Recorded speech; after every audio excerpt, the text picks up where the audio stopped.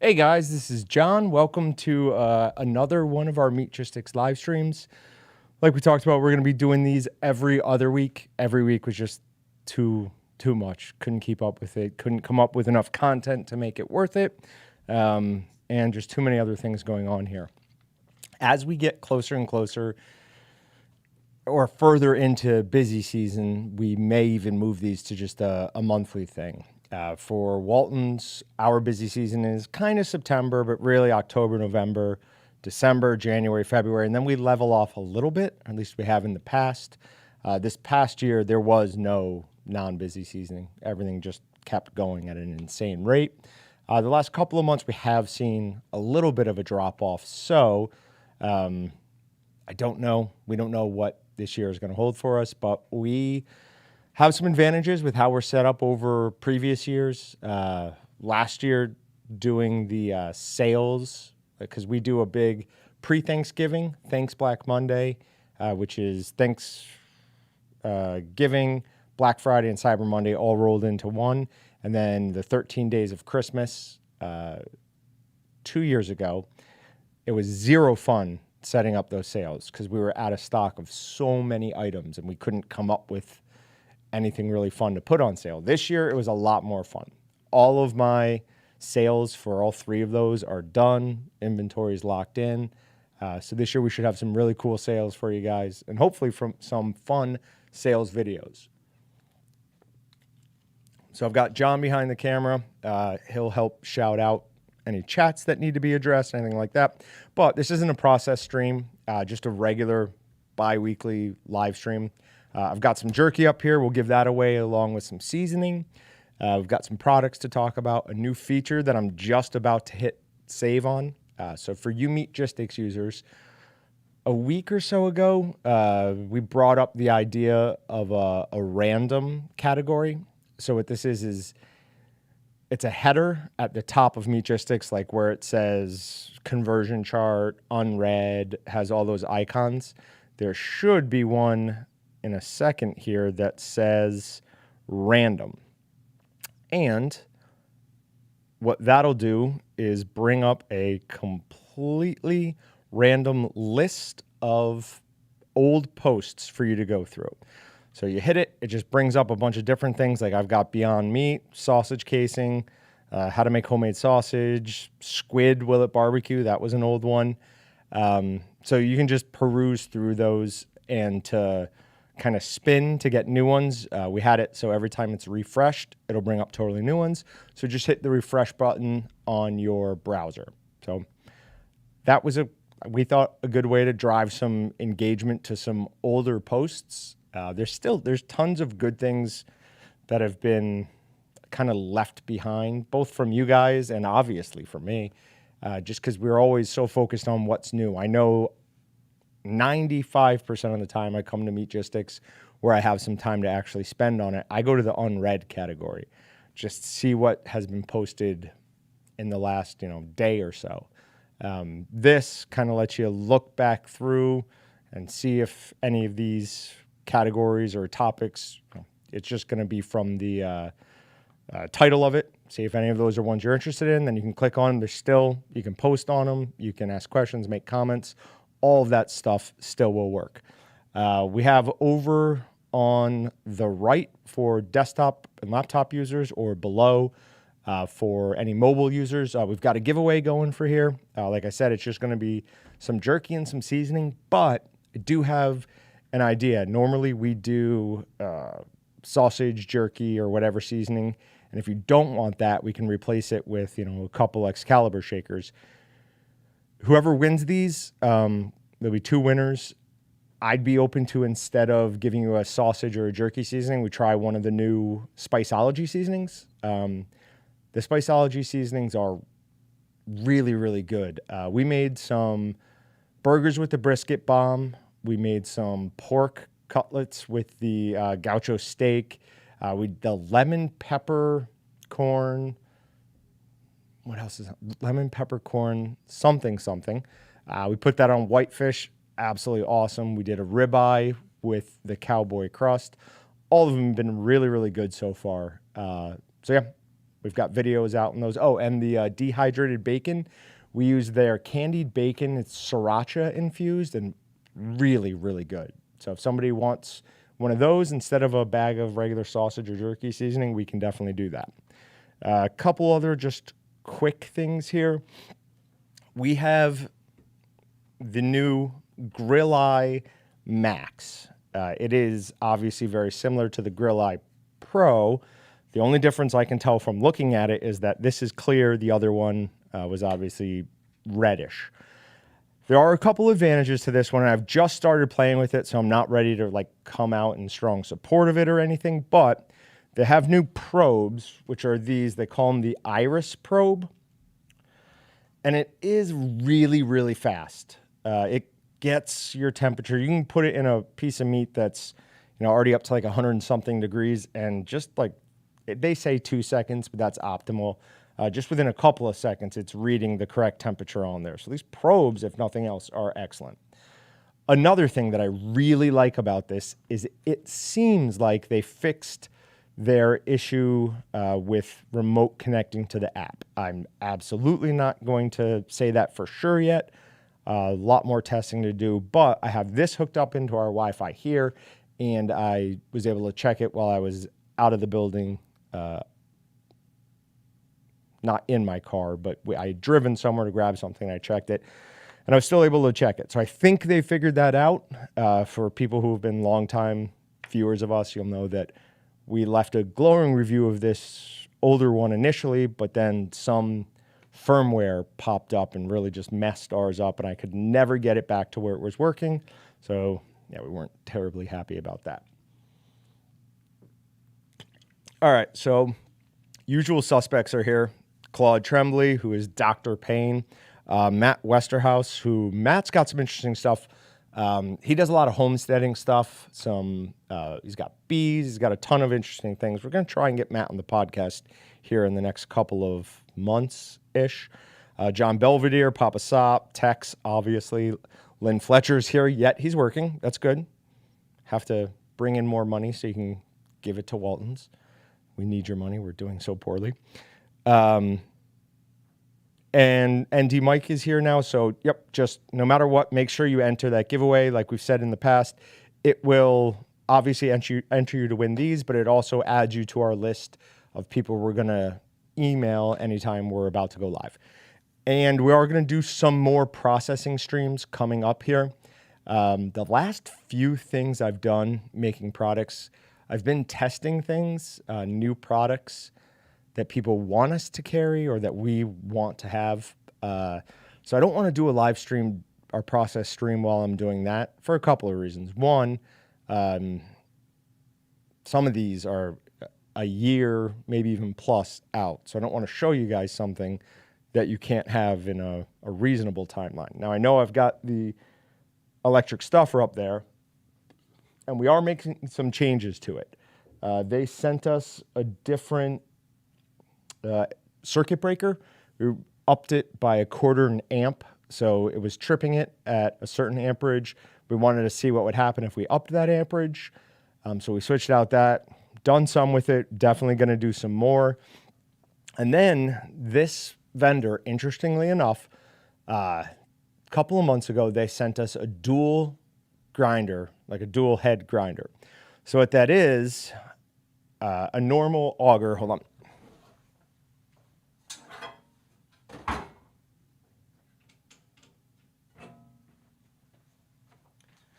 So how a normal grinder works is the meat comes in down through there. Inside this throat is an auger. This auger catches the meat and pushes it down to the plate and the knife. The knife sits on the square part of this stud here, so the knife spins with the auger. This plate stays stationary. It's got this little gap right at the bottom of it, which matches up with this little notch. No, notch is that. This little push-out part right here, so it locks it in. So knife moves, auger moves, plate doesn't move, and gets you nice ground meat. What this dual grind system is you have a longer stud, a kidney plate or a breaker plate, which is this, only instead of having a bunch of little holes, it's got 3 big ones. That sits all the way back right up against this. And it is able to spin. After that comes a dual-sided knife. So it somewhat looks like this, but instead of having one sharp edge, it's completely flat across and has 2 sharp edges. Then you have a plate just like this that would sit on the outside. Now, the plates that come with it are a 3/8 plate. So when we first started looking at this, when our vendor was trying to get us interested in it, and we said, yeah, we'd test it, but the fact that it has to go kidney to 3/8 plate means that it's not useful to us. Because no matter what you guys are making, we're telling you to go 3/8 then 3/16. I mean, 3/8 is too chunky for bratwurst. It's too chunky for pretty much anything unless you're making a really thick ground product for like stews or something like that. So they sent us one with a whole new grinder, and I just wasn't a huge fan of it. For one, it was a head like this, but it had a different hookup in the back, so it wouldn't work with our current grinders. So I was uninterested in carrying something that would force people to buy an entire new grinder. So when we told them we didn't really want that, they said, well, we also do have a dual grinding head that will hook up to your existing grinders. So that changes things a little bit, not a ton, but a little bit. So we said, go ahead, send over some samples. We'll try them out and see what we think. So earlier this week they arrived. Yeah, earlier this week they arrived. Started testing them, and what I did is instead of using a 3/8 plate, they included a 3/8 and a 3/16 plate. I went ahead and grabbed a 1/8 plate, and I put it on in place of this 3/8 plate. There is nothing you can do to replace the kidney plate in the back. That's a special plate. It's got a bigger center hole to fit on this auger. I have to say, it did way better than I thought it was going to. Still a lot of testing. I mean, I ground 20 pounds of pork through it. So what can you really tell from that? I can say that it didn't fail. It did a decent job.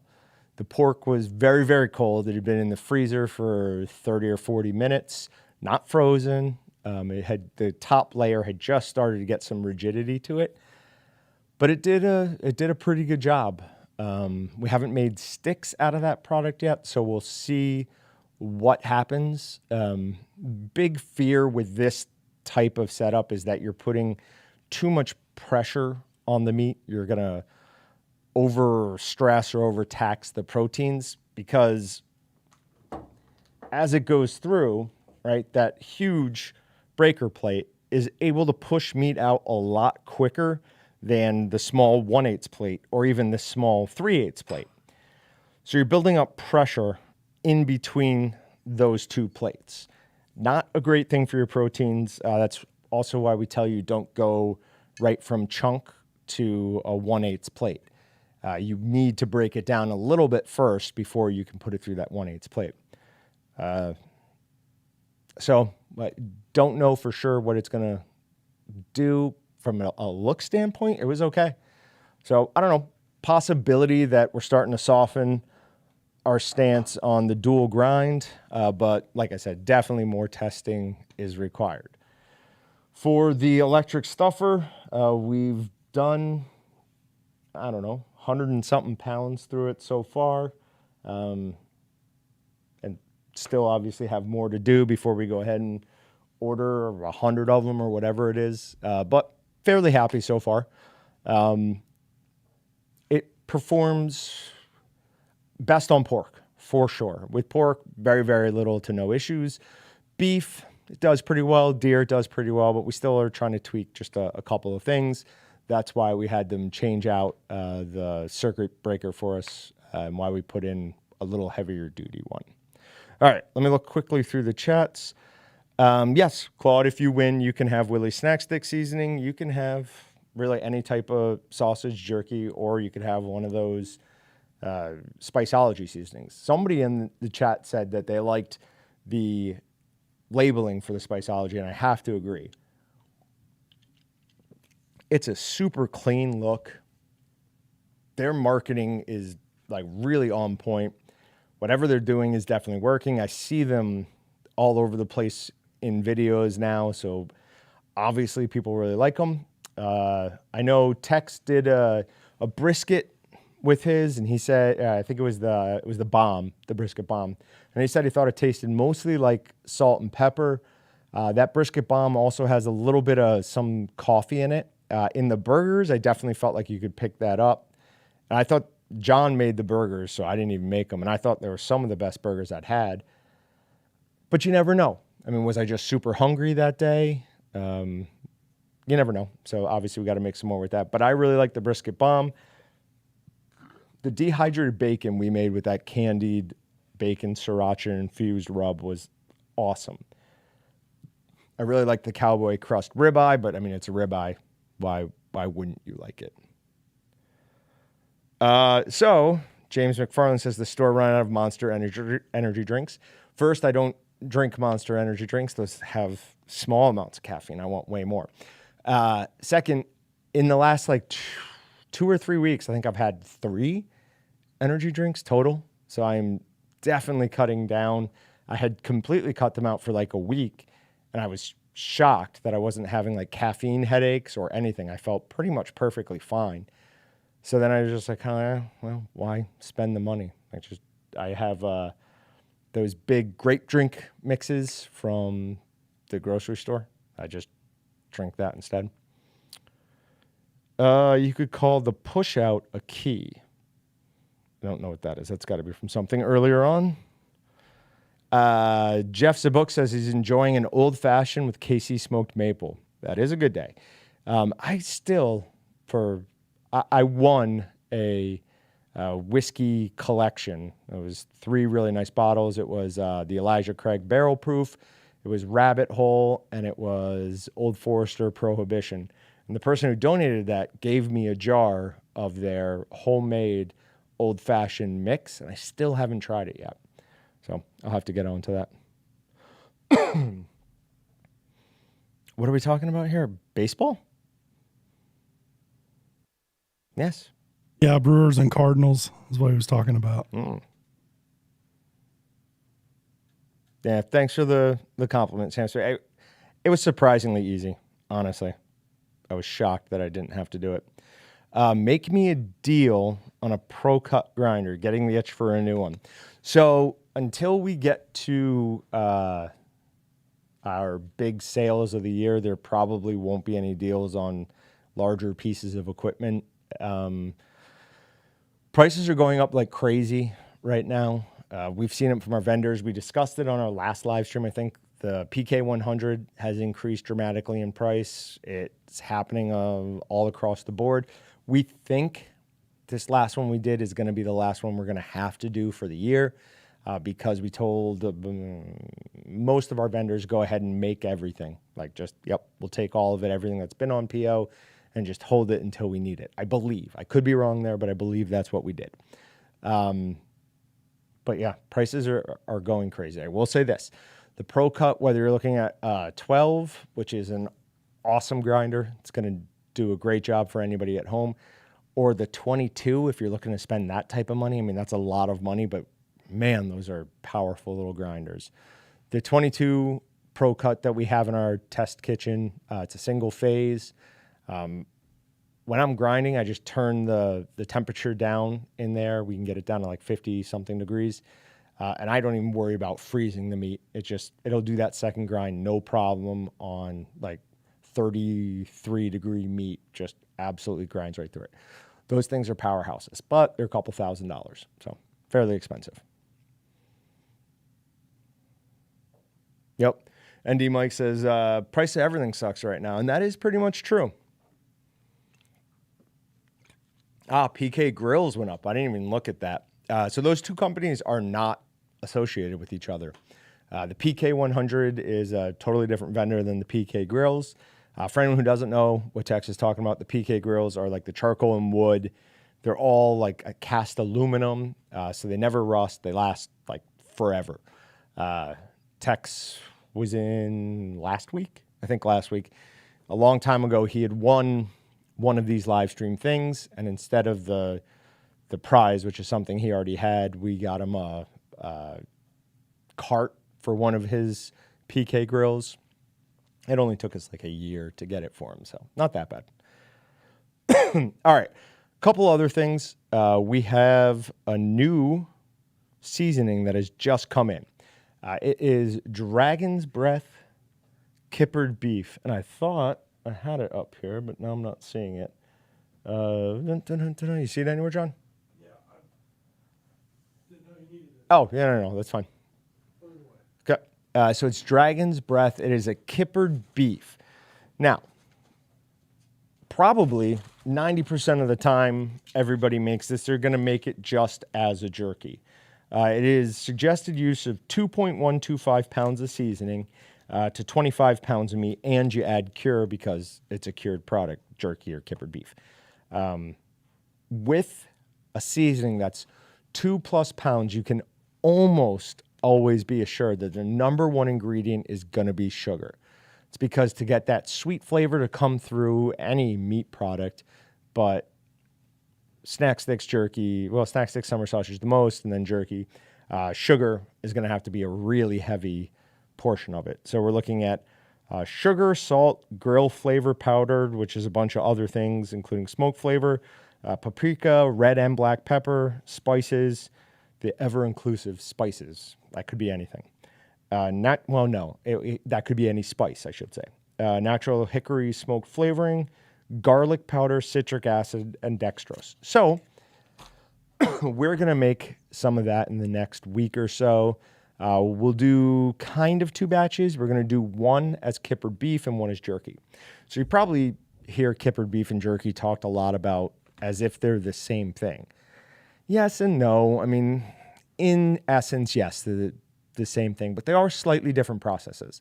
So for anyone who's made our tender jerky, or really followed almost any of our jerky recipes, you're making a mix between kippered beef and jerky, because jerky classically isn't really smoked. Kippered beef is. That's like to call something kippered beef, it has to be smoked. There is also a big difference in smoke schedule and, even more importantly, how thick you cut it. When we're even making our tender jerky, I'm still telling you to cut it just a little bit thicker than 1/4 of an inch, somewhere between 1/4 and 1/2. When we're talking about kippered beef, we're talking about 1/2 to 5/8 inches. So you want it significantly thicker when you're making kippered beef than you are with making jerky. And then smoking it, yes, that's obviously a difference, but the bigger difference probably is that you want to dry out kippered beef much less than you want to dry out jerky. It's its own product. It is not the same. We're not really expecting it to have that low water activity. In fact, I wrote down a smoke schedule for kippered beef, and smoke schedule is going to be 1 hour at 130 degrees, then 1 hour at 145, and then 165 degrees for 4 hours, or until you've lost 45% of your green weight. So what that is, your green weight is just your starting weight, whatever the jerky weighed before it went in the smoker. We want to lose 45% of that before you're going to call it good and done and kippered beef. You can also just keep smoking, drying, whatever, until you have the desired dryness. If you're making a restructured kippered beef, it does get a little bit more complex. We're going through a 3/8 plate, then a 1/8 plate. Then when you're using the jerky gun, or if you have the all-around jerky maker, you want to create 3/8 inch thick strips. A little bit more difficult smoke schedule as well. You're going to smoke for 1.5 hours. At 130, you're going to add humidity through as much of this as you can. Then you're going to add 30 minutes for 150, then 30 minutes at 155, and finally 165 until you have the desired level of dryness again. If you have the ability to control the humidity, which most people don't, they can just add humidity. They can't control how much they're adding. During the first 2 phases, add around 90%. And then once you hit that 155 mark, so for the last 2, drop your humidity down to about 145. This isn't a jerky though, so we're not going to have our dampers as wide open as we normally would during the initial phases for jerky. We're going to keep them mostly closed, 3/4 to a little bit more closed the entire way. And like I said, with normal jerky, you're not adding humidity through every phase. With this, you are. This should be, just by its very nature, a much more tender and juicy product. Downside is it probably, at home, you're definitely not going to be able to treat this as a shelf-stable product. So, Hey, James Bice is saying on here that Gleam says too many entries, try later. He has 0 entries. saying what? Gleam has too many entries. I don't. Is he on waltonzinc.com/live? Because it's working. I mean, I'm able to enter. The information isn't on there. It just says Gleam says too many entries, try later. I have 0 entries. What was his name? James Bice. VI? B-I-C-E.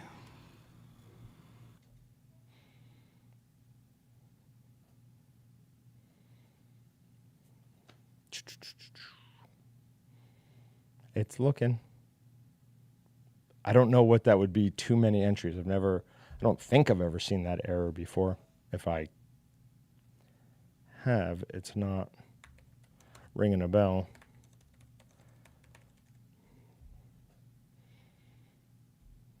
Okay, I'm getting too many entries.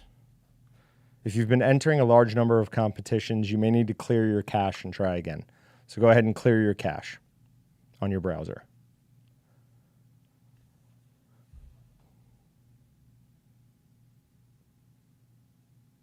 Nope. Gleam has the... How is anyone seeing the monthly drawing? On waltonzinc.com/live, it's the drawing just for this.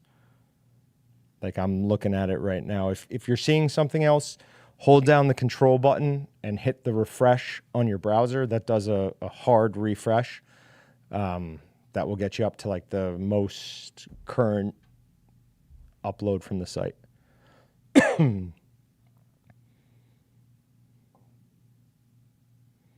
I have no idea what this guy's talking about with the 220 volt, so we're just going to skip that.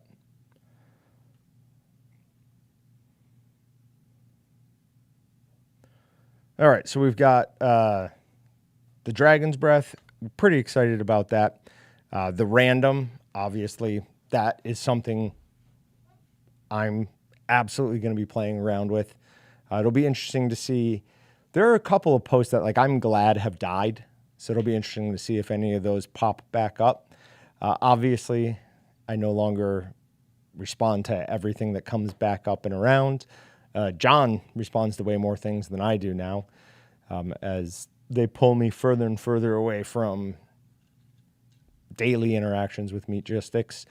There have been days in the past couple of weeks where I've barely gotten on. So, yeah, I mean, it is what it is. I obviously, any free time I do have, that is the number one thing I'll go to when I have no like assigned tasks that I'm working on at the moment, or if I'm just bored of everything else I'm doing.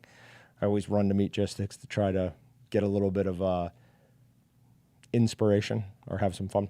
I have noticed here lately when I've been going through for the post of the week, there's been a lot more posts. People seem to be posting a lot more about cooking, like what you've cooked today. There seems to be a lot more than when I first started doing it. Are you talking about that specific thread? Yeah, that specific thread. That thread is insane. I mean, the amount of interaction that gets probably, that might be 50% of all posts, and that's probably too much, but it's a lot. It is absolutely a lot. It's hard to look at some of them because it's 9 o'clock and I got 4 hours to lunch. Yep. I absolutely stopped looking at that before lunch because it was insane. I'd get in the morning, somebody will have posted something that just made me instantly hungry. So that is an afternoon only one. All right. I'm going to go ahead and draw a winner.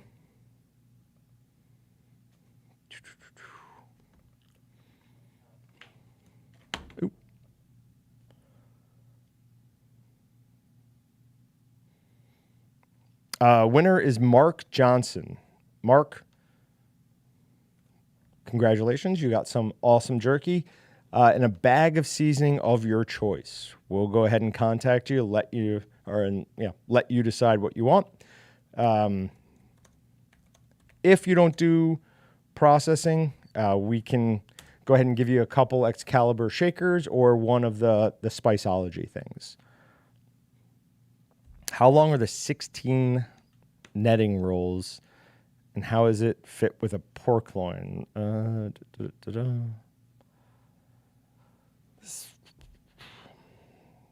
think it's under packaging. Netting. Oh, is it under casings? Yep, netting.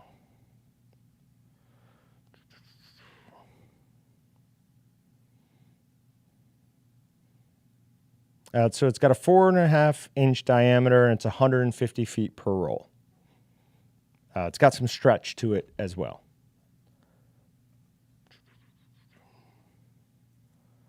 Ooh.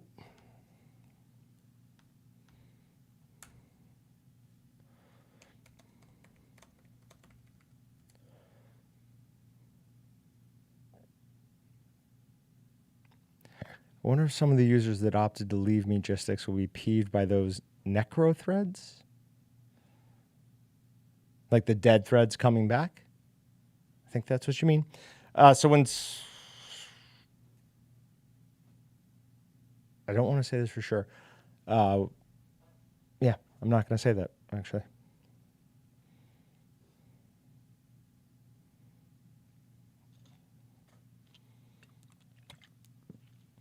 So John says on the plate size, why do you say 3/16 instead of the metric?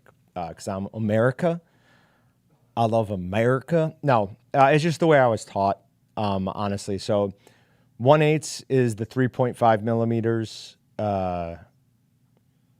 that right? Is the 3 millimeters.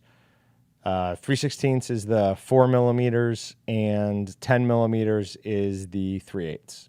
So it's just a different way of saying it.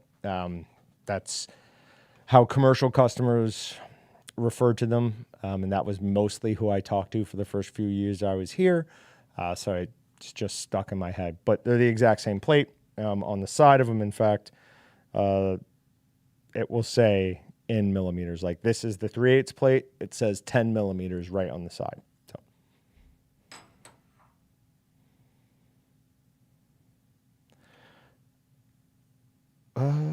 Lila Hoffman says I've only...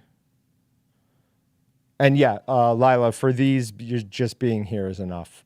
For our monthly live streams, which are a way bigger deal and are way more directed at giveaways and just other things like that, you do have to be here to win.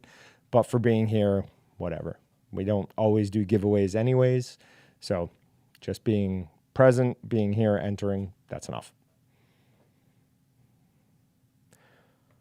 All right, looking back through. The other thing that we've recently done, and I added this to the top of Meatgistics as well, is events. We've created a calendar over at waltonsinc.com. It's under the More section at the top, and then it's events.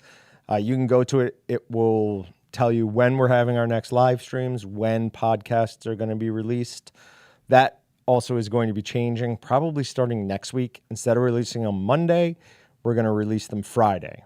And we used to do it where we were almost 2 full weeks out. Then we started listening to them and we're like, well, this just released today, and it's no longer even slightly relevant because that's news from 2 weeks ago. So we're now going to try recording them on Wednesdays and releasing them on Fridays. More work for Patrick, but I don't really care about that. That's more work for Patrick, not me. So I'm fine with it. But you can go to either the top of Meatgistics and click on the little calendar. Excuse me. Click on the little calendar. That'll bring you there, or just go on over to waltonsinc.com. Click on the more and click on the events. And it's just a nice little easily editable calendar for us.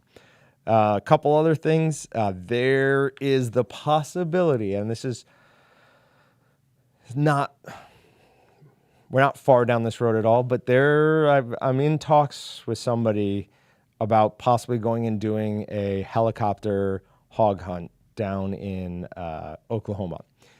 If we're able to do it, we 100% will film it all. For people who pay attention to a lot of the Meatgistic stuff, anytime the subject of wild hogs come up, have to insert myself into that conversation, because I think it's one of the biggest ecological disasters to hit the United States, and I don't even know how long. For people who don't know, there are wild hogs like almost everywhere now, and they're an absolute menace to local wildlife, to crop. They cause billions of dollars of damage a year just in agriculture alone, let alone just tearing up people's lawns. They are absolutely a nuisance. They go feral incredibly quick. And when a feral, because it's the same thing as a pig, it's just gone feral, grows those tusks. They're very dangerous. They can easily mess up a dog. They can really screw up a person for sure. What kind of brings this on is there's a post on Meatgistics of somebody with an absolute hogzilla, and it was up in, I want to say it was Nebraska, and it was one of the biggest hogs I've ever seen. I'm going to post a link to it if I can find it. Yep, there it is. This thing is enormous. So you can't do enough in my mind to eradicate those. So if I can get up in a helicopter and do my part for the human race, I will do it. Not that it sounds like any fun at all. I'm doing just a duty. But I hear all sorts of different things on processing them. We talked to Strix Processing on a podcast when we were down at AMP, so a couple of months ago. And he said, you're never going to know what the meat's going to be like until you skin it, until you get it open. He says, you'll know right away. If it's that really strong reek, just throw it away. You can't process it with at all. But he says that there have been some larger hogs, wild hogs that people have brought in that have made decent sausage out of. So I don't know that there's a good rule of thumb on whether you use them, don't use them. According to him, terrible idea to try to process one that has a very strong odor to it. He was also telling us that adding a couple extra percentages of powdered garlic, or even I guess you can use fresh garlic, to a beef sausage does a good job in making the beef sausage more closely mimic a pork sausage.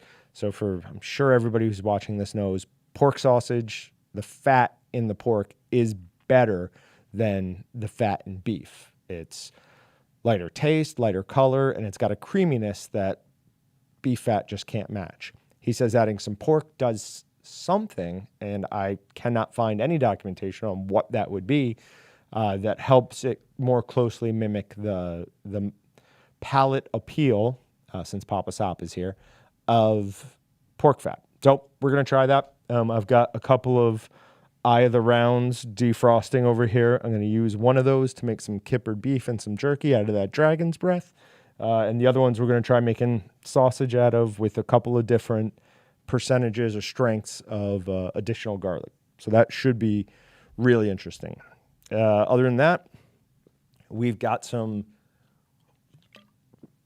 co-branding stuff coming up with one of the people you've seen on our podcasts a few times. We've got some really interesting merch. We're definitely doing 2 seasonings with them for sure. Kind of like how we did the Pheasants Forever and Quails Forever, the 3-pack of that and the Walton's Ultimate Steak and Roast Rub. This will be 2 different seasonings from this organization plus the Walton's Ultimate Steak and Roast Rub. We always throw that in there with any of those. But you can buy both the Quail Forever and the Pheasants Forever seasonings, so you'll be able to buy these by themselves if you want as well. Great labeling. We're already mostly done with the marketing or with like the labels and the look of the products. So just getting some approval from everybody, and then we'll get going with it. For people who have hit 500 Meatgistics posts, what we do is we get them a hat with their Meatgistics name stitched into the side.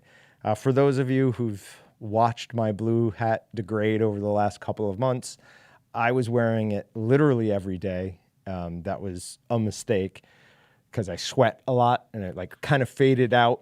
I'm probably going to have to get another one made for myself.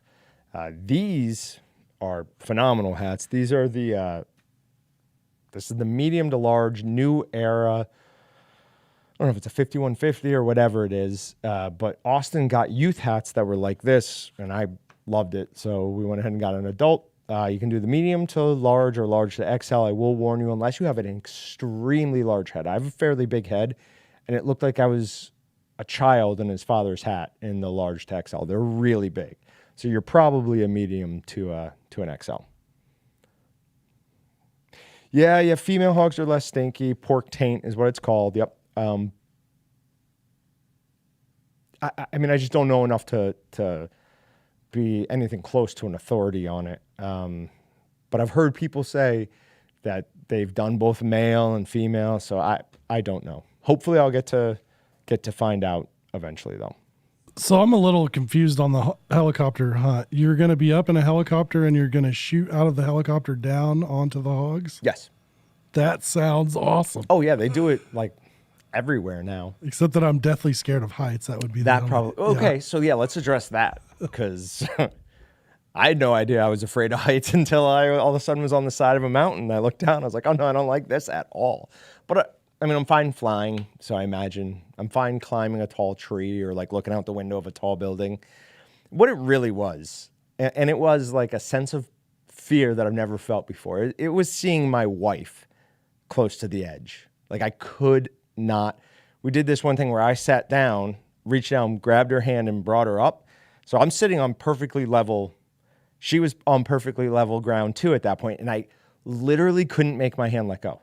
Like it just felt like I was going to let her go and she was going to slingshot up off the other side. I was like, nope. She's like, it's okay. You can let go. I'm like, yeah, I would like to, but I can't. So my problem with it is like the security of it. So if I'm hanging out over an edge or like if I'm in an airplane and there's stuff around me, yeah, I'm fine. But if I'm hanging on a ladder or like hanging onto the edge or something, it's just the security part of it, I think. Yeah, it's not the height you fear, it's the falling. Yeah. I'm and I'm top heavy, so I think I'm going to tip over no matter what. So Chef Raoul says, kill the hogs in Texas. They're going crazy. Yep. Make dog food out of them. I mean, I've seen what my dogs eat. They'll eat literally anything. Does anyone do the barf diet for their dogs?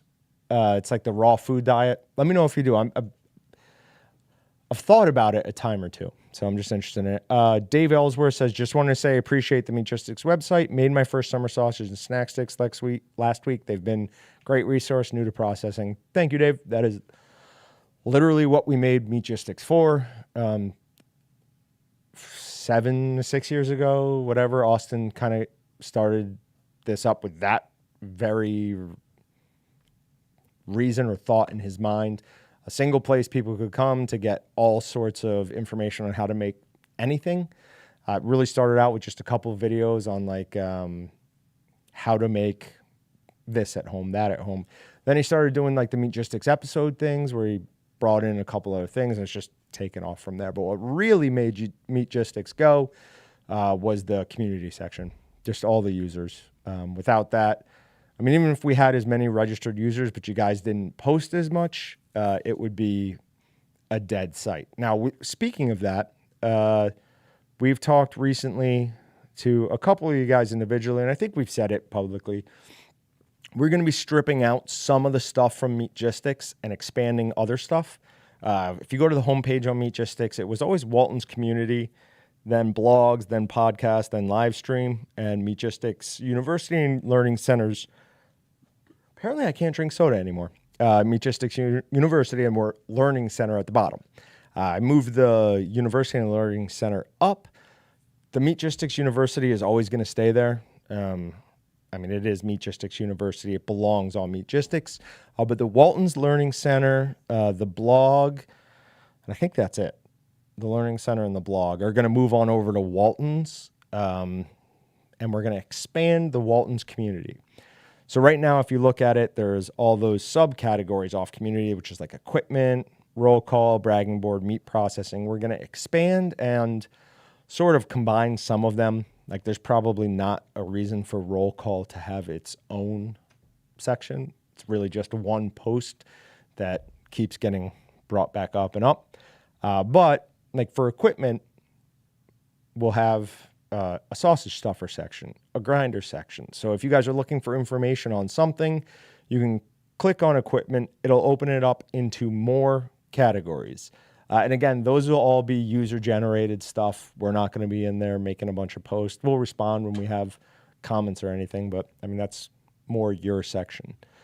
And again, the Meatgistics University stuff, it's always going to stay there, and we're going to continue adding to it. We've got some, John and I are going to be doing a cured sausage one coming up. Because I don't know that have we released anything with you yet? No, just these. Okay. So John's doing some stuff. He's got his own series he's working on that's a little bit more everyday cooking kind of stuff, right? Is that a good way to say it? So he's got that going on. And like I said, he's been on Meatgistics a bunch recently, so we're going to start introducing him more as like an authority on the Meatgistics website and within kind of like the Walton's world. Shoot. No one's ever called me an authority before. All right. Ooh, got a ton of dog stuff. All right. Only dogs won't eat them. Only possums. Chef, are you saying possums will eat wild hogs? I believe it. We used to have possums that would come up on our porch and eat our food. Yeah. And so we were on a farm, so we had a bunch of farm cats. And there would be knockout, drag out fights on that porch Between possums and cats. Oh. But they scavenged for anything they could find. I like possums because they eat ridiculous number of ticks. So I mean, they're not attractive or anything, but I like them. My big dog is scared of them. We came around a corner one night and there was one walking in our yard and it stopped and hissed and he ran the other way. Like just full sprint. Like, nope, I don't like that. Well, it took 5, 6, 7 cats to take one out down and make it run away. They're hard. They're shifty. Tons of teeth too.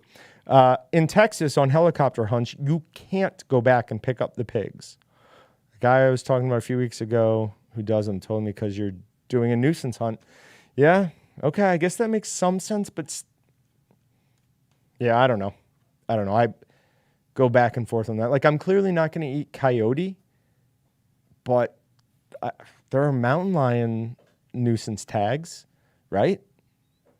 And from everything I've heard from tons of people, not tons, from a few people now, mountain lion's delicious. So I don't know. Yeah. So Ben H says, why can't we donate them to some program for the hungry? I talked to somebody at some point about donating something to a program that was going to do that very thing. They got not shut down, but like told no because it was a wild game or something like that. So they weren't able to use that to feed the hungry. Made absolutely no sense to me. There is a place in Kansas that does that, or they used to. I remember when I was up in Emporia, they were up there quite a bit, and I interviewed them and wrote a story about them. I didn't know that they'd got shut down. I might be mixing up details there, but yeah, they were. I don't even think they were shut down. They were told they couldn't do something. I can't remember what it was. But this is for Jeremy Ridley. Get to the chopper. I just watched that movie the other day. Oh my God, is it good? And for a little Easter egg, anyone who hasn't seen it, watch it again and watch the credits. I'm not going to say anything more than that, but watch it and watch the credits. It's on either Amazon Prime for free or on Netflix, one of the two. Definitely have to watch it. Okay, I think he's saying feed the hogs to the possum. Yeah, that's what I thought he was saying. Is that what you're saying, Chef? Because yes, feed hogs to possums. Interesting. Oh. All right, James Bryce says cleaning internet history worked. Good. Yep. Smoked bobcat is great. I heard that too, which makes me start to think. I used to have a cat. My wife had a cat called Moosey, who was 26 pounds. What would he have tasted like? No, I'm just kidding. I would never eat an animal. Or no. Yeah.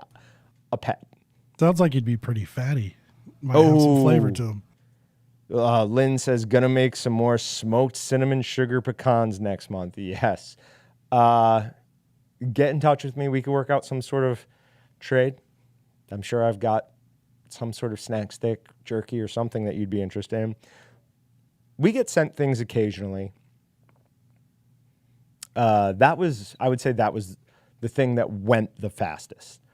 Chef sent us a ton of pies, and those were awesome. There were pecan pies with just the right amount of, I think it was bourbon in them. So the first one I ate, I'm like, I'm buzzed. I know that doesn't make any sense, but I didn't know there was bourbon in them at that time, and all of a sudden I was like a little loose and happy. But the thing that went the fastest was those sugar-coated pecans. They were gone. Like just all of a sudden they were gone. I know a pro dog trainer, friends, the kennel new meat 24/7, and even the vet said he stumped all healthy dogs. I know. I think he means raw meat. Yeah, but what's FR? Feeds the kennel raw meat 24/7. Even the vet said he has stumped all healthy dogs. It's got to be something back, though, because I'm not getting it. Oh, maybe it's that they won't eat it. They won't eat that. So why are you? So you're making them for other people, I suppose? You're making the pecans for other people? That's another one, yeah. They charge $50 to process a hog. 10 to 20 of those in the evening. That's a lot of money. For sure. Chef, okay. So some small community food banks will accept some. Yeah, that's good to know. That is a great gift. That is a great... I'm saying what Lynn Fletcher just said. He said he's making them for gifts. That is a great gift. Well done. All right. I've got really nothing else to talk about, guys. We'll hang around for another minute or so just to let everyone... Oh, no. Sorry. I've got 2 more winners to draw. I apologize. All right.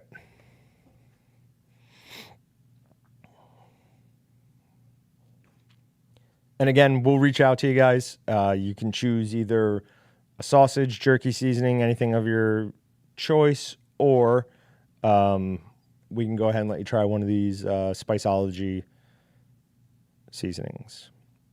Everything I've tried them on so far is awesome. The chili margarita on chicken breast. So what I did is I coated it lightly in the chili margarita. I then just baked it till it was 165, took it out, sliced it up into little like thin strips, got a cast iron pan, screaming hot, put some oil on it, threw that in there, let it get a nice like crisp to it. Took my burrito or wrap. Why can't I think of any words today? What word would that be? Wrap? Yeah. Okay. Put it Tortilla. Tortilla. Thank you. Put it on the bottom of the pan. Threw some cheese right on top of that. Then pushed the chicken in there. Took it off, and so ridiculously good. New hats with the jerky? I don't know if I can do that. All right, winners are, where is it? Tom Rubino and Mike Hinrichs. Tom and Mike.